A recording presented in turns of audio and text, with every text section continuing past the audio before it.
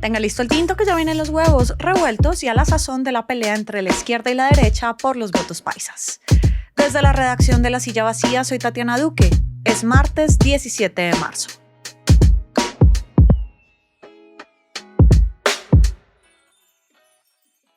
Este fin de semana a Iván Cepeda le reencaucharon un video de hace un mes en Medellín.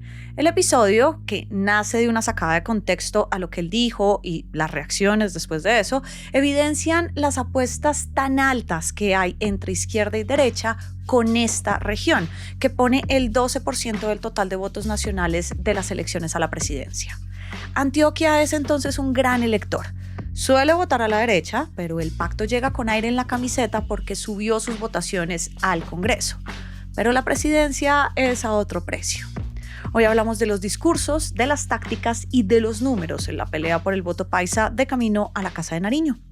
Edison Henao es el periodista de La Silla Vacía en Antioquia. Gracias por volver por acá. A ti por invitarme.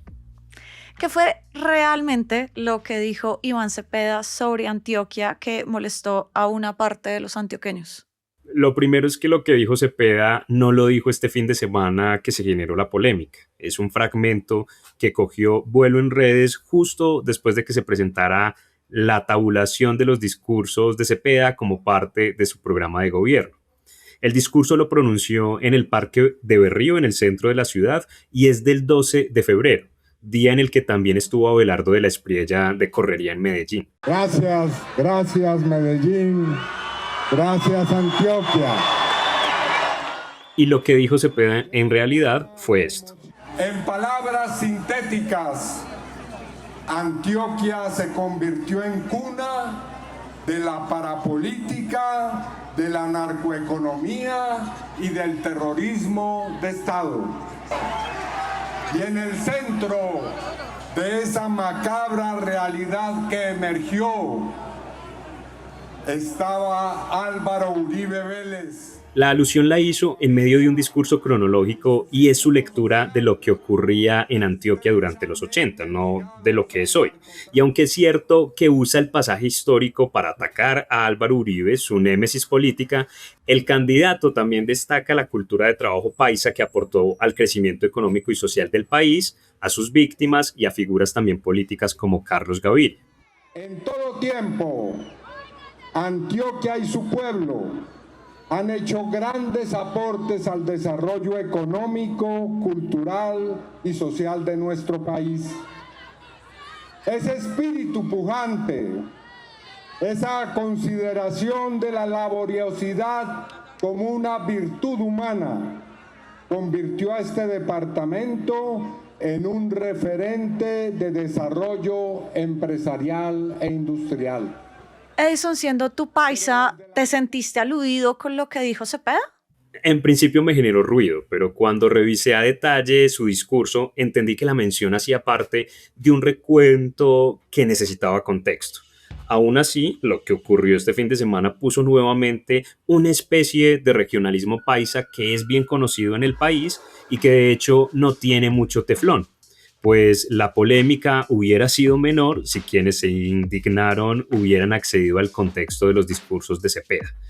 El malestar se sintió particularmente en los gremios, en tanques de pensamiento cercanos al empresariado y en políticos uribistas. Esto muestra que la lectura de Cepeda no cayó bien no solo por lo que dijo sobre Antioquia, sino porque en medio podría haber un sesgo en contra suya y del gobierno. La reacción en cascada también muestra, Tati, o más bien ignora la mención que Cepeda hace de las víctimas y las clases populares de la ciudad, mismas que protagonizaron un crecimiento considerable del pacto justo en pleno bastión de la derecha.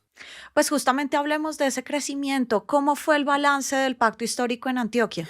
Pues muy positivo. Digamos que por tratarse de una de las regiones que más le ha costado en las últimas elecciones, los números son en realidad buenos. Los resultados incluso superaron las expectativas de la dirigencia en Antioquia. Aunque en términos de curules el cambio no es notorio, pues el pacto pasó en Cámara de 2 a 3 curules, sí logró 175.000 votos más, pasando de 224.000 en 2022 a 399.000 este año. Y similar ocurrió en el Senado. El pacto pasó de 213.000 votos hace 4 años a 392.000. Si bien la adjudicación de curules no opera igual que en la Cámara, por ser una circunscripción nacional, el oficialismo pasó de una voz antioqueña en el Senado a 3. Y el aumento en Cámara, si nos vamos a los porcentajes, es del 78% y en Senado del 84% frente a los votos netos de 2022. Este resultado puso al pacto como la segunda fuerza de la elección, tanto en Medellín como en el resto del departamento. El avance es significativo, pero no hay que obviar que el uribismo también creció. El Centro Democrático pasó de 5 a 7 curules de las 17 que tiene la región en Cámara, y eso es el doble de lo que obtuvo el pacto. En medio de esa crecida que tanto está celebrando el pacto, ¿qué fue lo que hizo o lo que los otros dejaron de hacer? Hay dos lecturas, por lo menos desde la aritmética política. La primera tiene que ver con la división de las derechas de Álvaro Uribe, representada en el Centro Democrático, y Creemos, el movimiento de Fico Gutiérrez. Creemos, por lo menos en Antioquia, logró 2 curules en su debut, y aunque aún no es del todo claro si las ganó justo en el patio del uribismo, por la similitud que tienen sus electores, sí pudo habérselas arrebatado a los partidos liberal y conservador, que perdieron una de sus 3 curules cada uno. Esta división entonces le imprimió cierto brillo al triunfo de la izquierda e incluso le permitió superar a Creemos, el movimiento que barrió en las regionales de 2023 y que es su opositor directo en Medellín. Y la otra lectura tiene que ver con una posible atracción desde el pacto a votantes verdes. Ese partido tenía 2 curules en la Cámara Antioquia y las perdió, y sus candidatos fuertes eran cercanos al petrismo. Podríamos estar hablando entonces del mismo fenómeno nacional en el que el pacto y el Centro Democrático operaron como imanes frente a candidaturas por fuera de sus filas. Edison, es evidente que al pacto le interesa llegar a Antioquia, crecer en Antioquia, pero ¿hizo algo más de lo que ha venido haciendo en otras regiones para enfocarse directamente en los votantes paisas? Sí, la dirigencia regional sabe que Antioquia es una plaza difícil y por eso montaron una estrategia con 85 equipos para hacerle frente a la narrativa de que Petro odia Antioquia. Ese estribillo lo ha promovido en particular la dirigencia paisa y parte del establecimiento. Además, fuentes del pacto hablan de que fue clave comunicar el programa de gobierno aterrizando en Antioquia. Dicen que se enfocaron en la difusión de la mejora en hospitales del norte de Antioquia, donde no han sido fuertes, y en la amplificación de logros como el salario mínimo, el salario para soldados, las mejores condiciones para los estudiantes del SENA y los equipos básicos de salud. La estrategia no solo se ejecutó en Urabá y en otras subregiones que han sido claves para el pacto en Antioquia, sino en Medellín y su área metropolitana. En la ciudad, el pacto logró un buen desempeño justo en las comunas que quedan más al norte, que son las de estrato más bajo. La apuesta del pacto, y lo ha dicho el mismo Iván Cepeda, es ganar en primera vuelta, y para eso se requieren más o menos unos 10 millones de votos. ¿Cómo entra Antioquia, que está poniendo el 13% de los votos nacionales, en esta lógica? Pues lograr ese número mágico es bien complejo. Sí. Pero también el buen desempeño en Antioquia tiene optimistas a los líderes del pacto en la región. Entonces ellos dicen que replicarán la apuesta de las células que usaron para las legislativas para lograr mínimo 800,000 votos para Cepeda en primera vuelta. Wow. Esa fue la cifra, o una cifra similar logró Gustavo Petro en 2022, pero en segunda vuelta. Entonces la tarea no es menor. Y aún si lograran este número, pues la misma división de las derechas que les ayudó en las legislativas, que pasa por la división de apoyos entre Paloma Valencia y Abelardo de la Espriella, haría inviable lograr la mitad más uno de los votos que necesita Cepeda para poder ganar en primera. La torta se partiría en 3 y no necesariamente en 2 como el pacto necesita. ¿Y por dónde pueden agarrar más de esa torta? Pues son cálculos que ya se están haciendo. El pacto podría traer a sus filas en Antioquia a los verdes, a la gente de unitarios y a la coalición que armaron Comunes y Fuerza Ciudadana. Y también a 2 tradicionales que salieron victoriosos hace 8 días. Al liberal Julián Bedoya, con el segundo equipo más apoyado en su partido, y al conservador Carlos Trujillo, con el equipo más votado.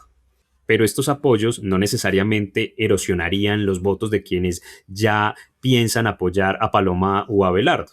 El episodio con el discurso de Cepeda podría ser más bien síntoma de una apuesta de la dirigencia paisa y de parte de la derecha por evitar que el pacto logre movilizar a votantes indecisos o históricamente abstencionistas de cara a las presidenciales. Todavía queda un largo camino, seguiremos muy pendientes del voto paisa. Gracias, Edison. A ti por invitarme. Y arranca el día con estas movidas. El exministro Luis Carlos Reyes duró unas 72 horas como fórmula a la vicepresidencia de Mauricio Liscano. Se baja de la carrera por el embarazo de su esposa y así lo confirmó el candidato. Si llega a ser presidente, Sergio Fajardo prometió que Brigitte Baptiste será su ministra de Ambiente. La bióloga es actualmente la rectora de la Escuela Nacional de Negocios. Y ya se cerró el escrutinio en 15 departamentos para la Cámara, eso significan unas 44 curules. También se cerró en la mitad de las zonas que eligen curules de paz. Toda la movida de poder estar al aire en lasillavacía.com, en las redes, en el en vivo y en nuestro canal de YouTube. Y por acá cada mañana estará servido su desayuno político favorito. Fernando Cruz y Angie Usme produjeron este episodio. Yo soy Tatiana Duque y nos escuchamos mañana.